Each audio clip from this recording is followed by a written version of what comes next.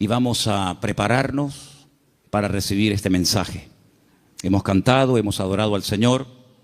Ahora es un momento especial donde queremos aprender de la palabra de Dios. Así que cierra tus ojos y pídele al Señor que hable a tu corazón y que podamos disfrutar de este tiempo. Aleluya. Señor, te damos muchísimas gracias en esta tarde por esta oportunidad y este privilegio que nos das de estar aquí reunidos. Gracias, Señor, porque hemos sentido tu presencia desde que esta tarde hemos entrado por esas puertas. Sabemos que tú estás en medio de nosotros. Quiero pedirte que tú bendigas esta palabra y que sea de bendición para todos y cada uno de nosotros, que podamos interiorizar estas verdades y que podamos, Señor, oír tu voz y aprender de ti. Te lo pedimos en esta tarde con todo el corazón, en el nombre de Jesús. Amén y amén. Quiero llevarles a Juan, capítulo 8. Después iremos un poquito más adelante. Concretamente quiero leerles el versículo 32. Los niños sí pueden pasar a sus clases, por favor, a las clases de la escuela dominical. Muy bien. Las maestras de escuela dominical me pidieron que ya comencemos a preparar más salones para los niños, porque gracias al Señor tenemos un problema para meter a más niños. Así que después vamos a tener una reunión a ver dónde metemos a tantos chicos. Juan capítulo 8, verso 32 es un versículo que todos ustedes, si se han fijado, lo tienen ya que saber de memoria, porque justamente lo tenemos aquí arriba. Conoceréis la verdad y la verdad os hará libres. ¿Lo decimos juntos? Conoceréis la verdad y la verdad os hará libres. Nos vamos a San Juan, capítulo 18, del versículo 36 en adelante. Juan 18, 36. Respondió Jesús: mi reino no es de este mundo. Si mi reino fuera de este mundo, mis servidores pelearían para que yo no fuera entregado a los judíos. Pero mi reino no es de este mundo. Le dijo entonces Pilato: ¿luego tú eres rey? Respondió Jesús: tú dices que yo soy rey. Yo para esto he nacido y para esto he venido al mundo, para dar testimonio a la verdad. Todo aquel que es de la verdad, oye mi voz. Escuchen la pregunta de Pilato ahora. Le dice Pilato: ¿qué es la verdad? Y cuando hubo dicho esto, salió otra vez a los judíos y les dijo: yo no hallo en él ningún delito.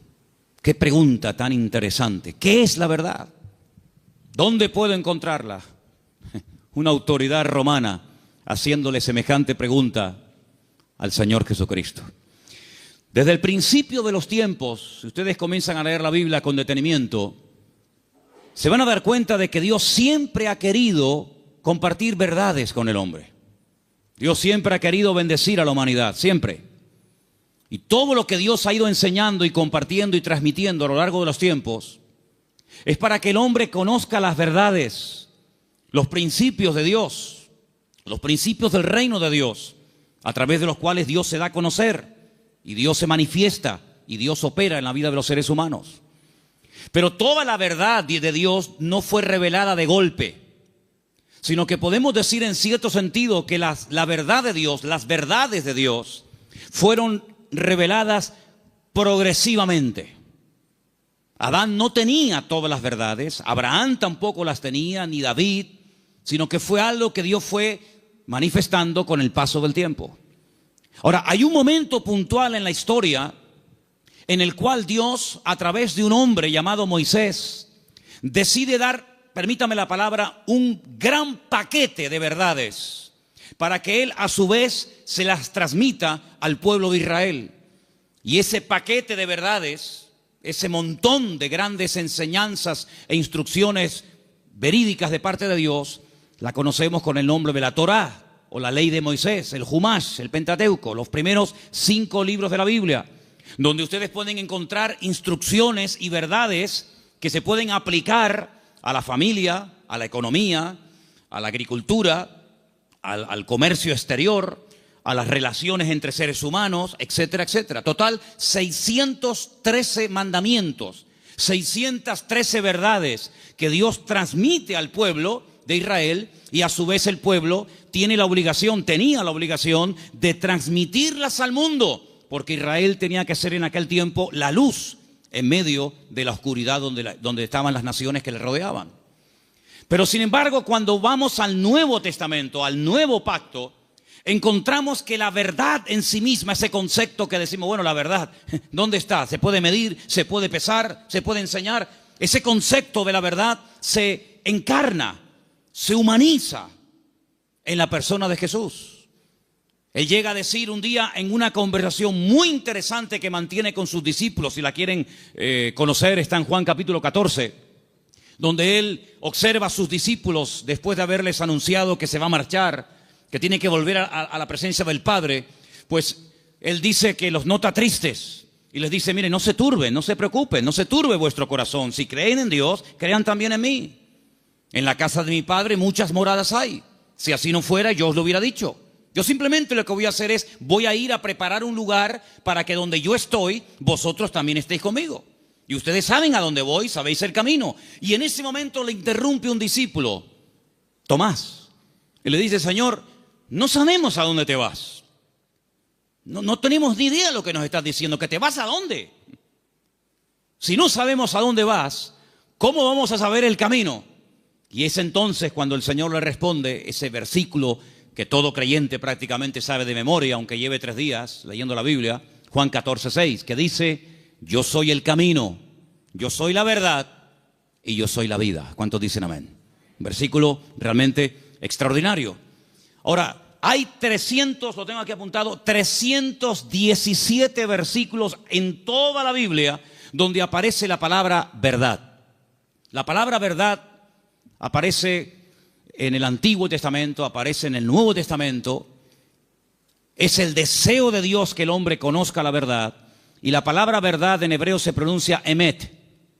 Y vamos a ponerla ahí para que ustedes vean cómo se escribe en hebreo la palabra, porque quiero explicarles rápidamente algo muy interesante acerca de esta palabra. La palabra emet se forma con esas 3 letras. La letra, tienen que leer de izquierda a derecha, ¿sí? La alef, la letra men y la letra tav. La letra alef es la primera del alfabeto hebreo. La letra tav es la última y la letra men es la del centro. Y digamos que se hace como una especie de trípode, ¿verdad? Con esas 3 letras se forma la palabra verdad, y de esa palabra salen múltiples combinaciones de todas palabras relacionadas, entroncadas con la palabra verdad, todas, por cierto, muy interesantes. Ahora, déjenme que les comparta algo acerca de la verdad. Cuando vamos a la palabra de Dios, encontramos que todo lo que uno hace en la vida tiene efectos a corto y a largo plazo. Si tú robas algo de alguien, puede ser que termines en la cárcel porque alguien te denuncia. Si tú golpeas a una persona, puede ser que te denuncie y tengas que presentarte delante de un juez. Si tú compras un coche, puede ser que te salga bueno o te salga malo. Es decir, todo efecto, todo lo que hacemos en la vida puede tener efectos positivos o negativos. Si analizamos fríamente a la luz de la palabra de Dios, ¿qué es lo que produce en el hombre? ¿Qué efectos positivos produce en el hombre la verdad? Es increíble. Lo primero que produce la verdad en la vida de la persona, como leemos aquí arriba, es libertad. Pero claro, uno tiene que decir o preguntarse, ¿libertad de qué? Cuando Jesús pronunció esta famosa frase, conoceréis la verdad y la verdad os hará libres, Él la pronunció en un contexto cultural y social completamente diferente al que tú y yo vivimos hoy en día. Porque aparentemente no existe esclavitud, pero en aquellos tiempos prácticamente el mundo entero, todo lo que era Europa, Asia y el norte de África, estaba dominado y controlado por un imperio terrible que era el Imperio Romano, donde la población romana, los que tenían la ciudadanía romana, era muy pequeña en relación con los que no tenían ciudadanía romana. Había millones y millones de seres humanos que estaban privados de libertad, es decir, eran esclavos. Claro, ya lo dije en una ocasión. No todos los esclavos tenían la misma posición. Había esclavos que tenían una libertad que otros no tenían, pero igualmente eran esclavos. No tenían derecho a paro, ni jubilación, ni vacaciones, ni descanso, nada que ver. Y cuando el Señor, en ese contexto de opresión, en ese contexto de abuso, en ese contexto donde no hay derechos, donde no hay beneficios de ningún tipo, pronuncia la palabra libertad, tuvo que causar un impacto tremendo, porque era el sueño de todo esclavo, poder algún día llegar a ser libre. La libertad que el Señor ofrece en su palabra no está basada en una libertad temporal. No está basada en una libertad que yo he podido comprar con dinero. ¿Se acuerdan ustedes cuando un día fueron a azotar a Pablo? Él dijo: yo soy ciudadano romano. Los ciudadanos romanos tenían derecho a ser juzgados previamente antes de ser condenados. Así que ándate con ojo qué es lo que vas a hacer, porque yo soy ciudadano romano y tú me quieres dar una paliza con el látigo, sabes que no lo puedes hacer. Dice que tuvieron temor. Y el centurión, la persona que lo iba a castigar, le dice: yo con una gran suma de dinero obtuve la ciudadanía. ¿Y tú de dónde tienes la ciudadanía romana? Dice: yo la tengo desde la cuna, porque él fue ciudadano romano desde su nacimiento. Y es interesante notar cómo en la Biblia hubieron personas que se jugaron la vida y se escaparon de la opresión de sus amos porque querían ser libres. Y tenemos una carta en el Nuevo Testamento, que es la famosa carta de Pablo a Filemón, donde él intercede por la vida de un esclavo llamado Onésimo, cuyo nombre significa útil, pero que fue un inútil durante un tiempo y le robó y le defraudó. Y Pablo intercede delante de su amo para que no lo mate. Y le dice: mira, recuerda que tú me debes algunos favores y estoy convencido que por la madurez que creo que tienes, tú vas a hacer mucho más de lo que te estoy pidiendo. Y si algo te ha robado o si en algo te ha defraudado, ponlo a mi cuenta, dice el apóstol Pablo. Y en cierto sentido es como una metáfora, aunque fue un hecho real, es como una metáfora de lo que ha ocurrido en nuestra vida. Porque la Biblia dice que espiritualmente hablando, todos nosotros durante años de nuestra vida fuimos esclavos. Esclavos de nuestras pasiones y deseos. Esclavos de complejos, esclavos de ataduras, esclavos en definitiva del pecado. Creíamos que éramos, y en el fondo éramos unos auténticos esclavos. O vivíamos para una sustancia que nos tenía atrapados y anulada completamente nuestra libertad y nuestro libre albedrío. Hasta que dice la Biblia que a través de la sangre de Jesucristo, que venció al diablo y rompió todas las ataduras en la cruz del Calvario, dice que Él compró nuestra libertad a precio de sangre. Y por eso Pablo, cuando le escribe, por ejemplo, a una iglesia en Galacia, le dice: hermanos, ahora que sois libres, sed maduros y no utilicéis la libertad como ocasión para la carne. Es decir, no paséis de la libertad al libertinaje, sino que la libertad que Dios os ha dado es para poder escoger y para poder discernir y para poder saber lo que os conviene y lo que no os conviene. La libertad viene a raíz de conocer la verdad.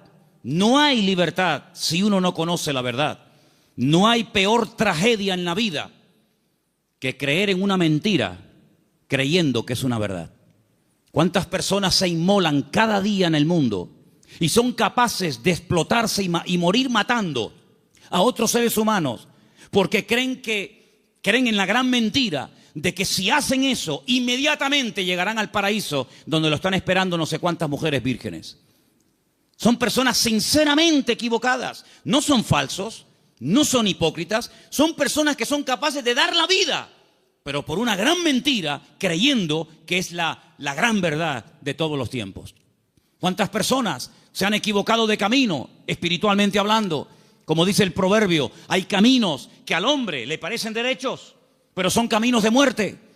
En otras palabras, no hay libertad hasta que verdaderamente tú conozcas la verdad. Y cuando conoces la verdad, tienes paz, tienes seguridad, no tienes temor de nada ni de nadie, porque la verdad te hace libre, la verdad te hace dormir tranquilo, la verdad te quita todo temor al hombre, todo temor al día de mañana, todo temor a lo que te hagan o te digan, porque la libertad gloriosa de los hijos de Dios está basada, está fundamentada en un hecho, y es en la verdad de la palabra de Dios. ¿Cuántos dicen amén? Vamos a leer un salmo. Salmo 86, versículo 11. Escuchémoslo. Enséñame, oh Señor, tu camino, caminaré yo en tu verdad. Afirma mi corazón para que tema tu nombre. El salmista le pide al Señor, enséñame, muéstrame el camino, para que yo pueda andar en ese camino, que dicho sea de paso, es un camino basado en la verdad. Hermanos, hay creyentes que han sido víctimas de falsas doctrinas. Hay creyentes que han estado tal vez en otras partes, en otras congregaciones, donde no han conocido totalmente la verdad y los efectos de la verdad en su vida. Una vez visitando un grupo de iglesias en la península, cuando terminé de predicar, el pastor que me había invitado me pidió si por favor podía decirle a los hermanos de la iglesia, los que quisieran, que pasaran adelante para que orara por ellos. Yo le dije, bueno, si usted quiere que yo haga eso, está bien, que pasen adelante los que quieran, que en esta noche oremos por ellos. Cuando me acercaba a la gente que había pasado al frente, yo les preguntaba, en baja voz al oído, ¿hay algún motivo, hay alguna cosa por la cual quiere que yo ore por usted? Y me decía, por ejemplo, la primera persona, sí, hermano, quiero que ore por mí porque estoy bajo maldición. Bueno, cuando iba al segundo, me decía más o menos lo mismo. Cuando llegué al tercero y me dijo más o menos lo mismo, digo, un momento. Me volví a subir al púlpito y volví a predicar otra vez. Digo, ustedes son víctimas, ustedes han sido víctimas de una mala enseñanza. Ustedes no están viviendo como creyentes. La Biblia dice, si alguno dice que cree en Él, debe andar, debe comportarse, debe vivir como Él anduvo. En otras palabras, ustedes tienen el nombre de creyentes, de hijos de Dios, pero están viviendo como esclavos. Y el Señor Jesucristo vino a este mundo para deshacer las obras del diablo. Y ustedes no entienden que el Señor Jesucristo, cuando fue clavado en la cruz, cargó, según dice la palabra de Dios, todas y cada una de las posibles maldiciones, y Él se hizo maldición para que nosotros heredásemos bendición. Por lo tanto, ustedes están agarrándose a conceptos distorsionados y equivocados, y esa ignorancia es la que está haciendo que ustedes no vivan bien, no coman bien y no disfruten de la vida gloriosa de un hijo de Dios. Y cuando ellos recibieron esta enseñanza en esa noche y en otros días, ellos comenzaron a darse cuenta de que habían estado atrapados y habían estado esclavizados de mentiras que no sé quién se las enseñó, pero que ellos la abrazaron y la creyeron, interiorizaron esas mentiras, y si la verdad nos hace libres, la mentira nos hace esclavos. Por eso es muy importante, como decía el salmista, Señor, enséñame tu camino, enséñame las verdades de tu palabra para que yo pueda caminar por ellas. Leía en el día de hoy un libro que a mí sinceramente me apasiona, es uno de mis libros favoritos de lo que llamamos el Antiguo Testamento, el libro de Daniel. Hay un momento en el que Daniel ora al Señor pidiendo perdón por los pecados de la nación, sabiendo que el tiempo de la liberación del cautiverio en Babilonia se ha cumplido. Y hay un momento en el que él ora y dice las siguientes palabras. Escúchenlas, por favor, del libro de Daniel. Después les digo dónde estamos leyendo.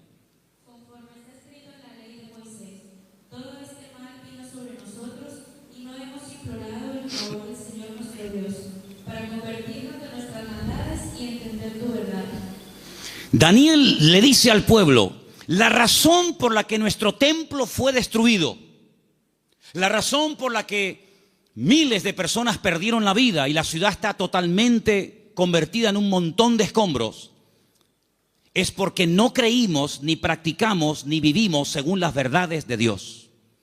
De todos los profetas que había en aquel momento en Jerusalén profetizando, solamente había uno que decía la verdad. Todos los demás le decían a la gente lo que la gente quería oír.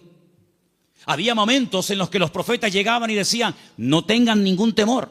La ciudad de Jerusalén es indestructible. Es la ciudad del gran rey, donde Él ha depositado y puesto su gloria y su presencia. Por lo tanto, ¿qué nación va a ser capaz de venir a Jerusalén y destruirla y quemar la casa de Dios? Olvídense de eso. Lo que Jeremías os predica es falso, es mentira.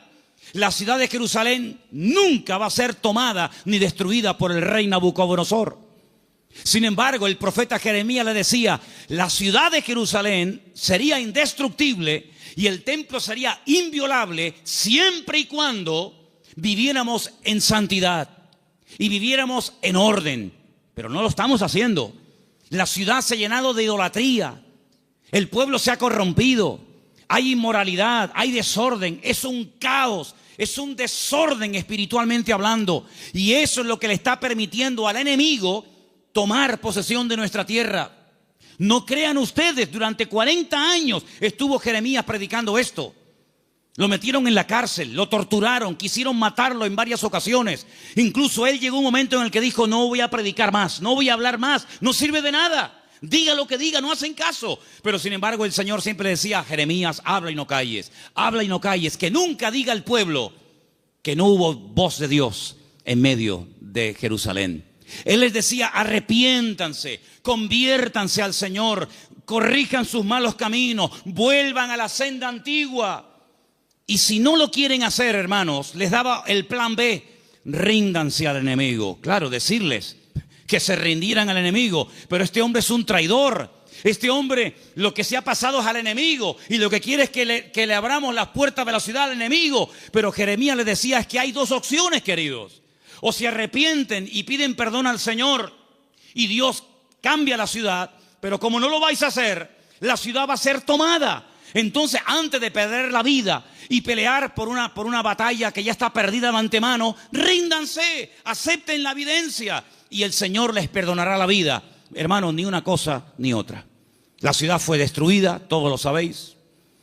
El templo fue quemado, los tesoros del templo fueron llevados a Babilonia. Miles de personas fueron deportadas, entre ellos, uno de ellos era Daniel.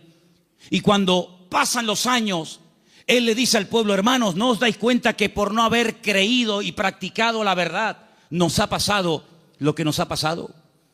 Hermanos queridos, creer en mentiras, interiorizar mentiras, practicar mentiras, tiene consecuencias a corto y a largo plazo, todas y cada una de ellas destructivas. Si tú crees que eres un inútil, tú vas a vivir creyéndote que tú eres un inútil. ¿Quién te lo dijo? ¿Tu marido? ¿Papá? ¿El profesor? Y tú te has creído esa gran mentira, porque Dios no ha creado seres inútiles. Dios ha creado al hombre a su imagen y semejanza. Es el hombre el que se deteriora, el que se autodestruye a sí mismo. Pero Dios creó al hombre como la corona de la creación. Dios delegó en el hombre responsabilidades que no delegó en animales.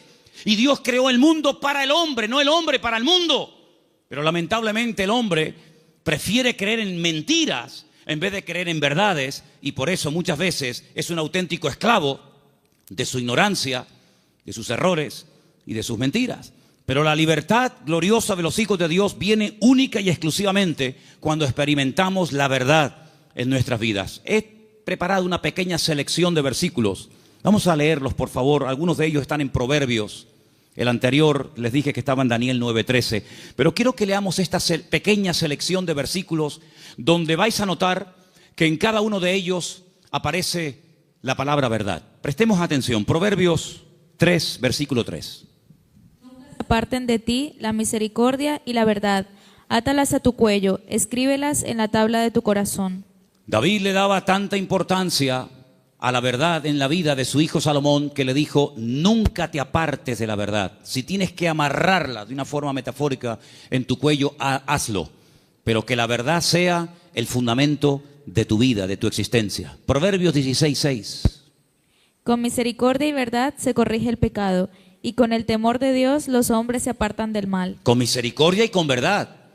No solamente con misericordia, sino también hay que decir, mira, esto te ha pasado por esto, por esto, por esto. Y como yo le dije al principio, prefiero que la gente se ofenda y se sienta aludida por oír verdades que endulzarles los oídos con adulaciones y con mentiras que al fin y al cabo lo que te van a perjudicar sin lugar a dudas. Por lo tanto, si hay algo en nuestra vida que tiene que ser corregido, no va a ser corregido con adulaciones. No pasa nada, no te preocupes. No, es que le acabo de pegar una paliza a mi mujer. No pasa nada, seguramente se lo merecía. ¿Cómo? ¿Tú qué dices? No, es que acabo de robar en la tienda. Bueno, seguramente no tenías para comer y claro, lógicamente tenías que robar. No, no. Las iglesias, por lo menos esta, no se abrió en su día para decirle a la gente lo que en el fondo le gustaría oír. Esta iglesia se abrió y se mantendrá abierta hasta que Dios quiera para predicar verdades, aunque duelan, aunque sean contrarias a lo que dice el mundo. Pero la verdad te hará libre y lo que queremos es que la gente que venga aquí sean libres de sus ataduras, de sus complejos y de cualquier otra historia que les esté haciendo daño.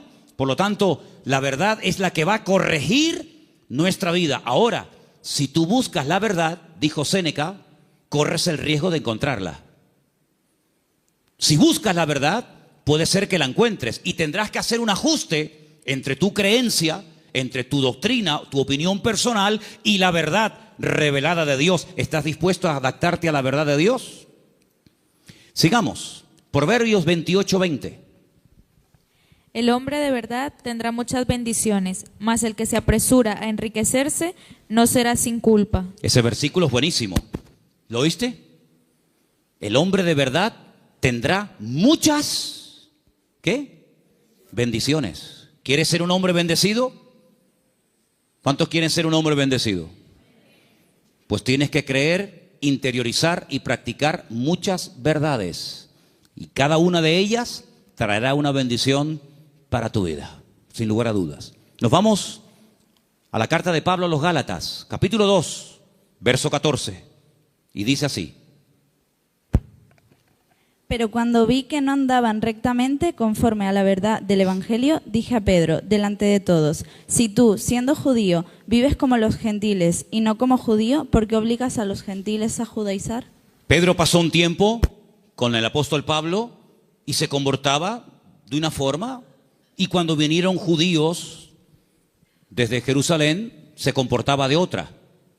Y Pablo observó que delante de unas personas se comportaba de una manera, y cuando esas personas no estaban, se comportaba de otra.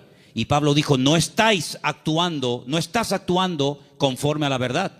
El creyente es igual dentro de la iglesia que fuera. Es igual en lo privado que en lo público. Por la mañana o por la noche, da igual. No es que es un disfraz que me pongo para venir aquí y pongo cara de santurrón y de bueno y luego en la calle soy un demonio o en mi casa. No. Pablo dijo, no andáis rectamente conforme a la verdad. Y lo corrigió. Porque acabamos de leer que el pecado, lo deficiente, lo incorrecto, ¿cómo se corrige? Con misericordia, pero también con verdad.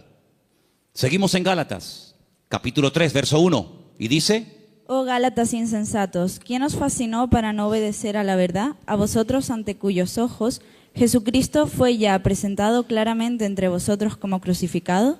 Hay un momento en el que entran en la congregación personas que comienzan a enseñar cosas diferentes a las que aprendieron a través del apóstol Pablo, fundador de la iglesia. Le llega la noticia al apóstol Pablo y les escribe una carta y les dice, pero ¿por qué no estáis obedeciendo a la verdad? Luego, la verdad no es simplemente para decir estoy de acuerdo con ella, sino es para obedecerla. Es decir, por eso dije antes, no me diga amén y después hace otra cosa. Porque el daño se lo va a hacer usted. A mí no me va a producir ningún daño. El que usted diga a una cosa que yo predico amén y que luego no la practique, a mí no me va a perjudicar lo más mínimo. Pero cuando usted le manda al cerebro una orden, cuando el cerebro con su boca oye una cosa, usted con su boca dice una cosa, pero luego hace otra, está demostrado científicamente, créame esto, hermano. Cuando usted con sus palabras dice una cosa, pero hace otra, usted está enfermando su mente. ¿Qué le parece? Últimamente se han hecho experimentos en este sentido y se han preguntado muchos médicos y muchos doctores y muchos científicos, ¿cómo es posible que haya gente que aparentemente le tiene que ir bien en la vida, que tienen buenos trabajos, buenos coches, buena ropa, buena casa, etcétera, etcétera, y están como perturbados, están como hay un conflicto en su mente, y llegaron a la conclusión de que cuando una persona con la boca dice una cosa, pero luego hace otra, está envenenando su cerebro. Así que mejor es estar con la boca cerrada que decir estoy de acuerdo, amén, voy a hacer esto, y luego estás haciendo todo lo contrario, te estás perjudicando. Así es que el apóstol Pablo dice, ¿por qué no estáis obedeciendo a la verdad? Porque la verdad no es para que digáis, ay, qué bonita. La verdad es para obedecerla. Y cuando se interioriza y se obedece a la verdad, automáticamente trae el fruto de paz, de seguridad, de libertad, etcétera, etcétera. Vamos a 2 de Timoteo 2:15. Otro texto, por cierto, muy interesante, que dice así. Procura con diligencia presentarte a Dios aprobado, como obrero que no tiene de qué avergonzarse, que usa bien la palabra de verdad. Que usa bien. Hay gente que conoce la palabra, pero la tergiversan, la manipulan, quitan parte del versículo o añaden cosas que no dice la Escritura. Y te dice, oye, ¿cómo saben esta gente la palabra? ¿Cómo la conocen? No, la manipulan. Y uno de los peores pecados que podemos hacer es amañar, manipular la Escritura para enseñar medias verdades. Yo dije en una ocasión, y lo vuelvo a repetir hoy, que cuando en la vida de un creyente viene una enseñanza, un mensaje que está basado en mentiras, automáticamente la persona, por la experiencia, por el discernimiento espiritual o por el conocimiento, aunque sea mínimo, de la Escritura, automáticamente lo descarta, porque dice, eso no es verdad, eso es mentira. Si una persona viene y te da un mensaje basado puramente en la verdad, todo es verdad desde el principio hasta el final, no hay ningún problema, no hay que cuestionar nada, porque reconoces que es la verdad. El problema está cuando se mezclan verdades con mentiras. Y hay que tener mucho discernimiento espiritual, mucha experiencia y mucho conocimiento de la palabra para saber dónde cortar, dónde separar la verdad de la mentira. Hermanos, el Señor Jesucristo dijo una vez a los discípulos y por lo tanto a todos y a cada uno de nosotros en el día de hoy: os conviene que yo me vaya, porque si yo no me fuese, el Consolador no vendría. Pero si yo me voy, yo le rogaré a mi Padre para que os envíe el Consolador para que esté con vosotros para siempre. Es decir, que lo que ustedes pueden entender que es una desgracia y una tragedia, va a ser un beneficio para vosotros. Porque si yo no me voy, ninguno de vosotros podría tener el espíritu que yo he tenido durante estos años de mi vida. Pero yo lo enviaré, yo le rogaré al Padre para que os envíe al Consolador y esté con vosotros para siempre. Y dice, Él tomará de lo mío y Él os lo hará saber. Número 2, Él os recordará todas las cosas que yo os he enseñado. Número 3, Él convencerá al mundo de pecado, de justicia y de juicio. Y dice algo muy interesante y lo he dejado para el final. Y Él os guiará a toda la verdad. ¿Cuántos dicen amén? La verdad no es una lotería que unos la descubrieron y otros tantos nunca supieron cuál era. La verdad tiene nombre y se humanó y se encarnó en la figura de nuestro Señor Jesucristo. Por eso Él declaró categóricamente: yo soy el camino, la verdad y la vida. Pero el versículo no termina ahí. El versículo añade la siguiente frase: y nadie va a ir al Padre sino solamente a través de mí. ¿Cuántos dicen amén? Jesús no es una verdad. Bueno, hubieron muchas verdades y Jesús vino a enseñar otra gran verdad. No, Jesús es la verdad, con mayúscula y subrayado. No hay 1000 verdades y cada uno escoge la suya. No, Señor. Hay una verdad revelada en la palabra, manifestada en la persona de Jesucristo. Y si prestaron ustedes atención a la lectura que esta tarde se leía, hay un momento en el que en el discurso de Pablo, que se leyó esta tarde en el Areópago en Grecia, él dijo, hay un momento en el que Dios pasó por alto la ignorancia de las naciones. Pero Dios ha establecido que a través de su Hijo, el que a Él ha escogido, algún día, cuando Él lo tenga determinado, juzgará a todas las naciones de la tierra, y por aquel varón que Él levantó y constituyó, juzgará a todas las naciones de la tierra. Es decir, hay un momento en el que pudimos ser ignorantes, pero ya no somos ignorantes, ni queremos seguir siendo ignorantes. ¿Amén, hermanos? Ahora queremos aprender las verdades. Y puede ser que cuando descubramos ciertas y determinadas verdades, nos demos cuenta, como a mí me pasó, que los hombres me engañaron. Porque los hombres me enseñaron cosas que no eran verdades, pero me las enseñaron como si fueran verdades. Y yo las creí. Y por eso no podía vivir una vida de libertad, de paz, de victoria, de bendición. Porque la mentira, la ignorancia no es la respuesta. La respuesta y lo que Dios quiere para la vida de todos y cada uno de nosotros es que conozcamos la verdad. Y la verdad se puede conocer y experimentar y vivir, y es la persona de Jesucristo. ¿Cuántos dicen amén? Quiero que leamos un versículo más. Isaías 26:2. Porque ahí la palabra verdad, emet, aparece en plural. Y me llamó mucho la atención. Y quiero que escuchen este texto, por favor. Isaías 26:2. Abrid las puertas y entrará la gente justa, guardadora de verdades. Guardadora de verdades. Isaías 26:2. Emet es verdad. Emunim es verdades. Hay una gran verdad que Dios reveló a través de Jesús. Y es que el hombre es pecador. Por más que intente, no puede tener comunión con un Dios santo. Pero Dios envió a su Hijo unigénito al mundo para que todo aquel que crea en Él no se pierda, mas tenga vida eterna. Esa es la gran verdad. Que hay un Salvador, que se puede restaurar la relación del hombre con Dios, que el hombre puede salvarse de la condenación, que el hombre puede volver a tener comunión con su Creador y su Diseñador. Esa es la gran verdad. Pero luego, en torno a esa gran verdad giran muchas verdades. Y en los próximos domingos voy a compartir con vosotros varias de esas verdades en plural. Hoy quiero terminar este mensaje acerca de la verdad con 3 verdades. La primera, la que hemos mencionado recién, Juan 14:6. Yo soy el camino, la verdad y la vida. Nadie viene al Padre sino solamente a través de mí. Eso quiere decir que la ignorancia nos salva, que la religión no es lo que Dios ha provisto para la raza humana para que pueda volver a conectarse con Dios, sino que hay un camino y hay la verdad revelada y hay una vida que se manifiesta a través del Señor Jesucristo. Eso es una gran verdad.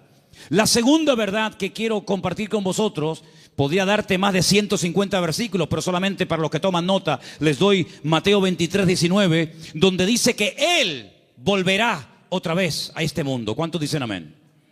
Algunos dirán, ¿Jesucristo volverá otra vez aquí? ¿Sí? ¿No lo sabías? No, yo tenía pensado que Jesucristo ya nació y murió y bueno, dicen que resucitó y ascendió a la gloria, a la diestra de Dios Padre, pero no había oído que volverá. Bueno, pues si no lo has oído no es problema mío. Pero la Biblia dice en más de 150 ocasiones que Él volverá. Y en esta ocasión no pasará desapercibida su venida, como pasó en la primera venida, que había nacido en un pequeño pueblo de Judea, en el sur de Israel, llamado Betlehem, la casa del pan o Belén. Y en ese pueblo hay una montaña que se puede visitar hoy en día donde había uno, porque tenía muchos, uno de los muchos palacios del rey Herodes, y el rey Herodes ni siquiera se había dado cuenta de que esa noche había nacido el Mesías al lado de su casa. Y de repente vienen unos señores de lejanas tierras haciendo una pregunta muy interesante. ¿Dónde está el rey de los judíos? Porque su estrella hemos visto en el oriente y venimos a adorarle. Y le están hablando a un rey, pero que realmente es un títere. No es el verdadero rey, no es de la línea genealógica de la casa de David, de la tribu de Judá. Es un rey que han puesto los romanos. Es un muñeco de quita y pon. Y por eso ellos se atreven a preguntarle al rey, entre comillas, de los judíos, ¿dónde está el rey de los judíos? Porque venimos a adorarle. Y ustedes ven que esos hombres, me da igual si eran 3, 20 o 40, no se postraron ante Herodes y lo adoraron y le abrieron sus tesoros, porque ellos sabían que ese no era. Y Herodes no lo sabía. Y tiene que mandar a llamar a los escribas y fariseos, los que estudiaban la escritura y hacían las copias de la escritura, para preguntarle, oye, ¿qué dice la Biblia acerca del Mesías? ¿Dónde tiene que nacer? Ya en aquel tiempo ya se había escrito dónde había que nacer. Si se lo hubieran preguntado no sé, por ejemplo, a Abraham o a cualquier otro personaje, no te hubiera dado respuesta. Pero en aquel momento ya estaba escrito en el libro del profeta Miqueas. que Jesús, que el Mesías, Yeshua, tenía que nacer en Belén de Judea. Eso es una gran verdad. Pero una gran verdad también es que Él mismo dijo, me voy, pero volveré otra vez. Y la Biblia dice que tenemos que estar velando y orando porque no sabemos ni el día ni la hora, pero que volverá, volverá. Y cuando vuelva, todo ojo le verá. Toda rodilla se doblará y todo el mundo se pondrá de rodillas y confesará que Él es el Señor para gloria de Dios Padre. Y no será algo que dice, bueno, ¿habrá venido? ¿No habrá venido? ¿Dónde está? Hermanos, será algo que va a tener un impacto a nivel mundial. Probablemente para algunos esto les suene a chino, esto les suene a algo como ciencia ficción, pero esto no es un cuento ni un mito, esto es palabra de Dios. Jesucristo viene y viene muy pronto. ¿Cuántos dicen amén? Y esa es una de las grandes verdades que no tenemos que olvidar. Y hermanos, estamos más cerca que nunca de la venida del Señor. Y hay cientos de señales y cientos de información, de datos que nos indican cuánto tiempo falta para venir. Y uno que se menciona muy poco, prácticamente nadie lo menciona, pero yo quiero mencionarlo esta tarde, es que dice el Señor que antes de que Él venga, vendría un tiempo de prueba a todas las naciones de la tierra.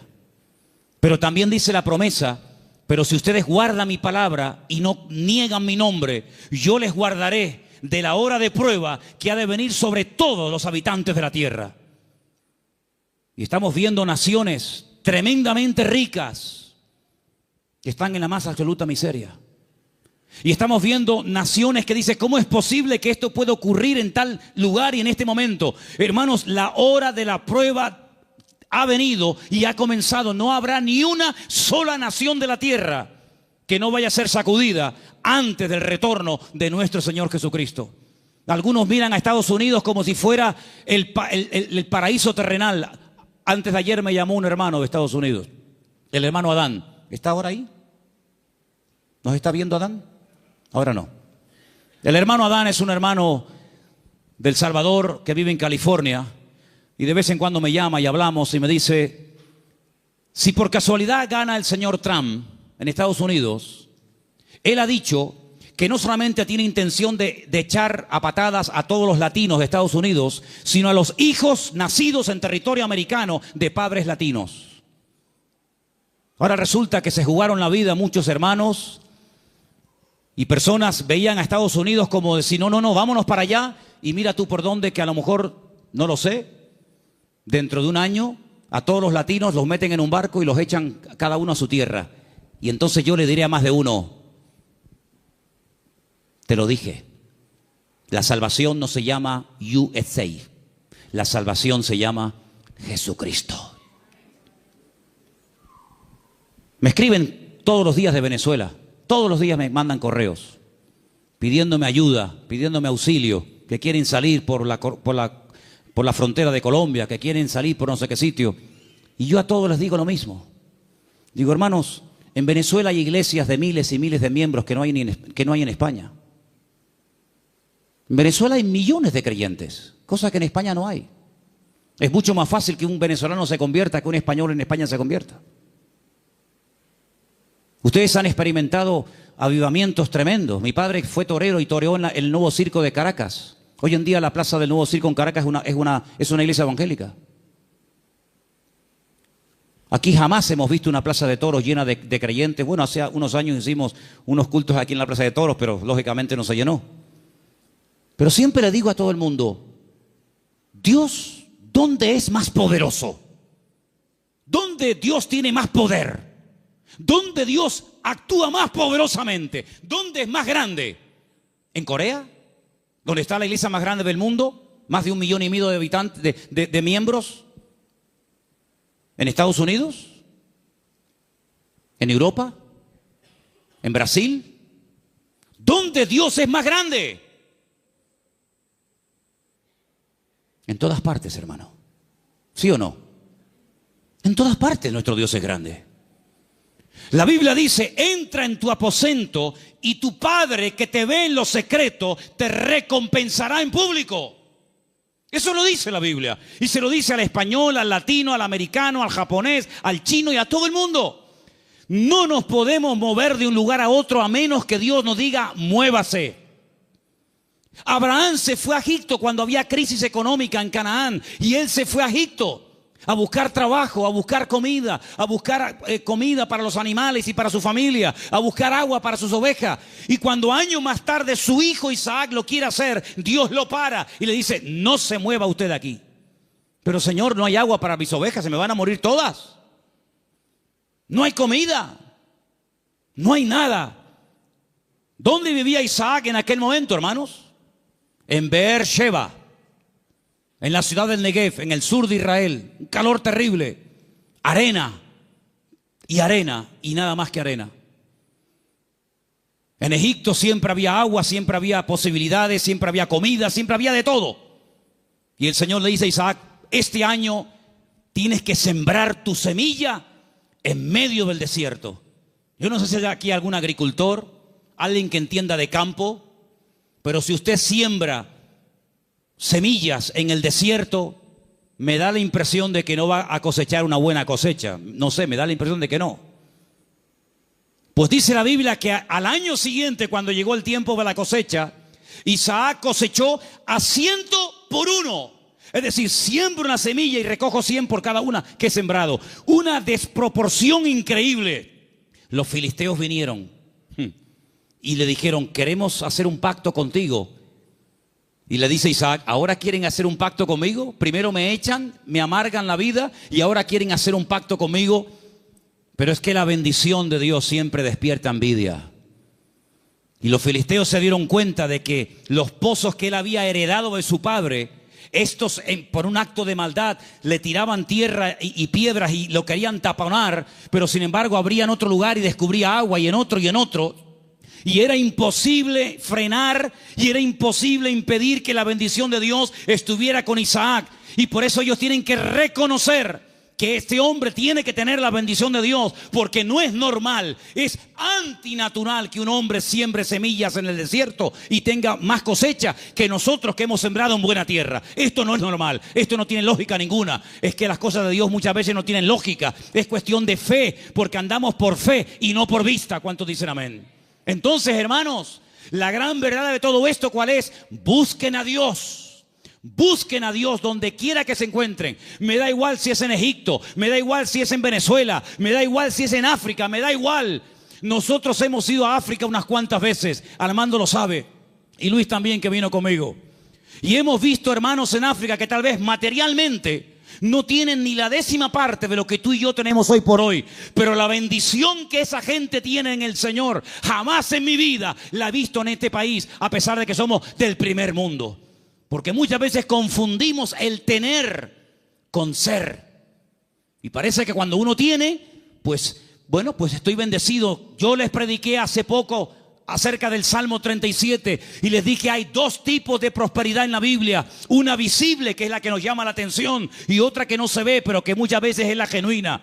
Una que consiste en tener y otra que consiste en ser. Y el Señor nos está enseñando en estos tiempos, a ti y a mí, a ver si nos damos cuenta de una vez, que lo que tenemos que buscar es a Dios, que no hay que buscar trabajo, que no hay que buscar prosperidad, lo que hay que buscar es al Señor, porque buscando al Señor todo lo demás viene por añadidura. Y llevo 35 años predicando esto, y algunos lo hacen y otros todavía lo cuestionan, pero yo te digo, la Biblia dice, buscad primeramente el reino de Dios y su justicia, y todo lo demás vendrá por añadidura.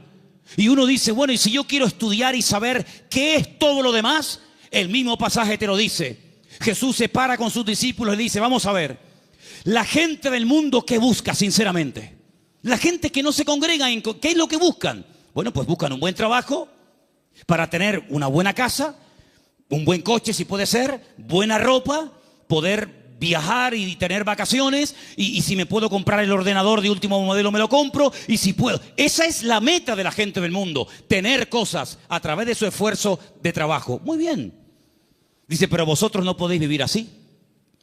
Ustedes lo que tienen que hacer es no preocuparse por qué voy a comer mañana, no preocuparse por lo que me voy a poner mañana de ropa, Ese estilo de vida es el estilo de vida de los gentiles, de los que no me conocen a mí.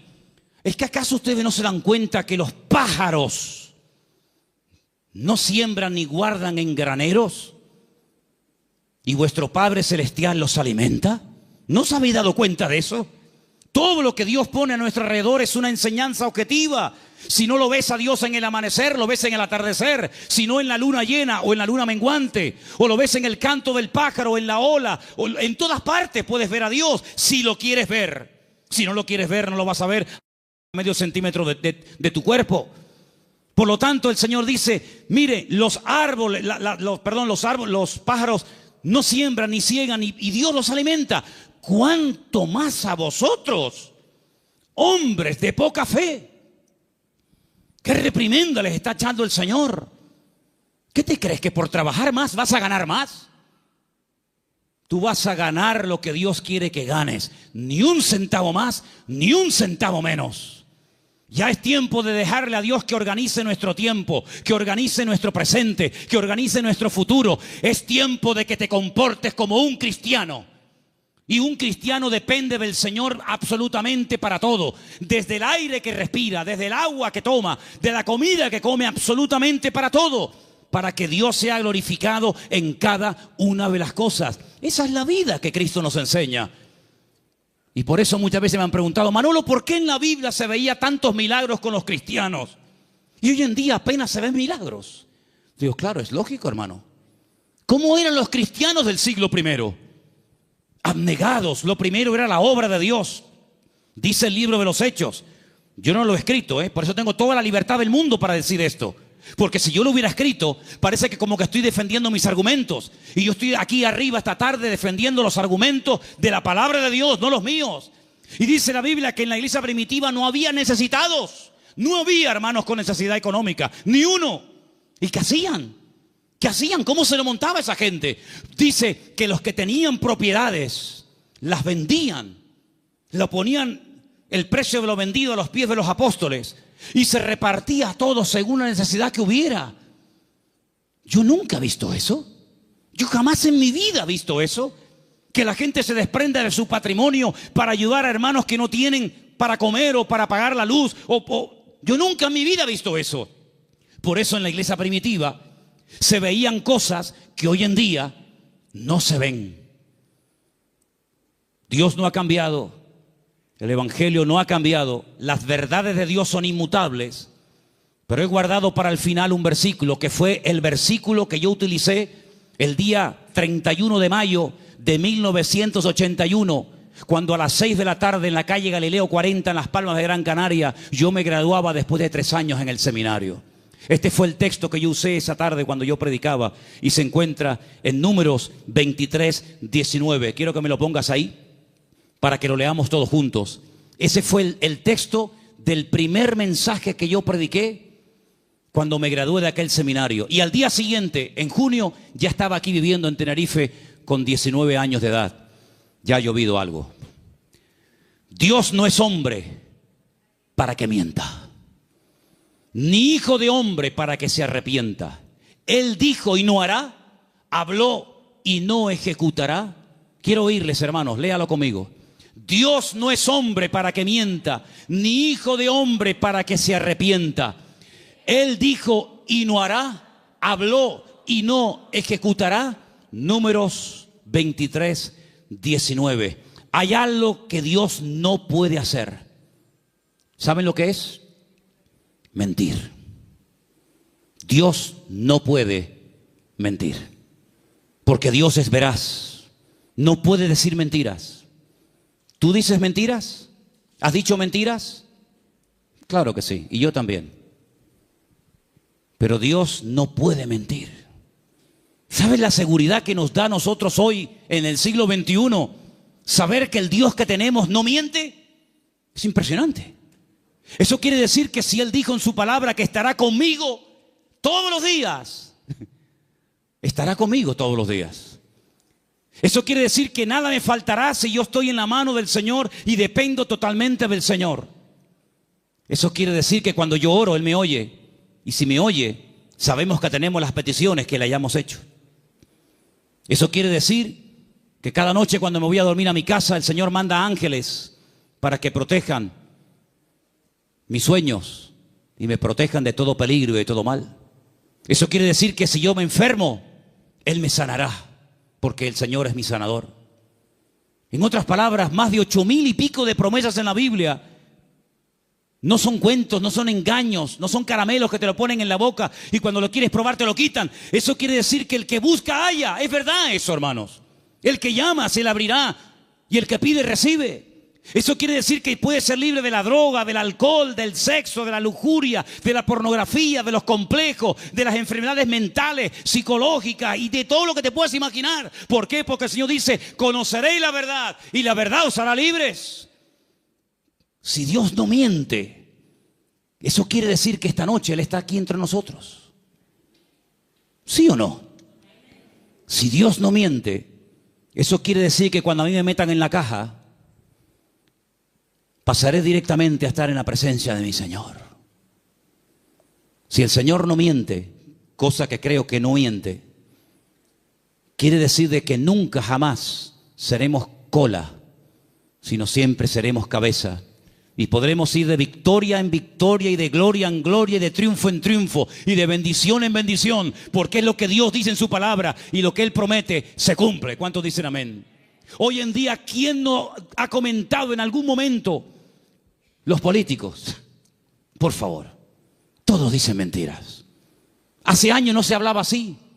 Hace años los programas más vistos en televisión, ¿cuáles eran? Las tertulias que tenían que ver con algo de política.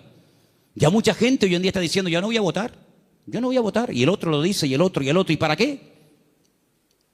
Porque la gente sabe que se han acostumbrado a mentir. Y vivimos en un mundo rodeado de grandes mentiras. Pero sin embargo nosotros tenemos un privilegio, y es que hemos conocido la verdad. Y por eso la verdad nos hace libres. ¿Cuántos dicen amén? Aproveche esa libertad. ¿Para qué? Para servir a Dios. Los años que te quedan de vida, el tiempo que te queda de vida, móntatelo de tal manera que te vas desprendiendo de muchas cosas y tener cada día más tiempo para descubrir las verdades que están reveladas en la palabra de Dios. Hoy hemos visto 3 verdades: que Él es el camino, la verdad y la vida, que Él volverá y que Dios no miente. El próximo domingo volveremos a ver más verdades de la palabra de Dios. Y cuanto más verdades vayan entrando en nuestra mente, cuanto más verdades vayamos asimilando en nuestra conducta, nuestro vocabulario, más mentiras van a ir saliendo y más libres y más prósperos y más bendecidos seremos. Porque quiero solamente recordarles el versículo que se leía esta tarde, que el hombre bendecido es el hombre que cree, obedece y vive en la verdad de Dios. ¿Cuántos dicen amén? Cierra tus ojos ahí donde estás. Pídele al Señor que te revele sus verdades. Pídele al Señor. Muéstrame tus verdades, Señor. Muéstrame las grandes verdades de tu palabra para que yo pueda conocerlas y vivirlas en mi vida. Y pueda con tu ayuda y con tu bendición vivir una vida sobrenatural. Aleluya. Gracias, Padre. Gracias, Señor. Hay gente que se ha pegado toda la vida buscando experiencias. Han viajado, han leído libros, han estado en diferentes grupos y lugares buscando, buscando y buscando. El Señor dice: venid a mí, los sedientos, y el que cree en mí correrán de su interior ríos de agua viva. Cristo es la verdad. La Biblia es la verdad. El Evangelio de Jesucristo es el Evangelio de la verdad. Así que si estás buscando la verdad, acepta, recibe a Cristo en tu corazón. Después congrégate donde quieras. Si te gusta aquí, amén. Si quieres ir más allá, donde tú quieras. Solamente te pido que si en esta tarde hay alguien entre nosotros buscando la verdad se llama Jesús. La verdad tiene nombre y es el Señor, el Maestro, el Rey de Reyes y el Señor de los señores. Él es la verdad. Fuera del Señor no me interesa saber nada. Señor, en esta noche te damos gracias porque la verdad se puede conocer, la verdad se puede experimentar, y la libertad viene como resultado de haber conocido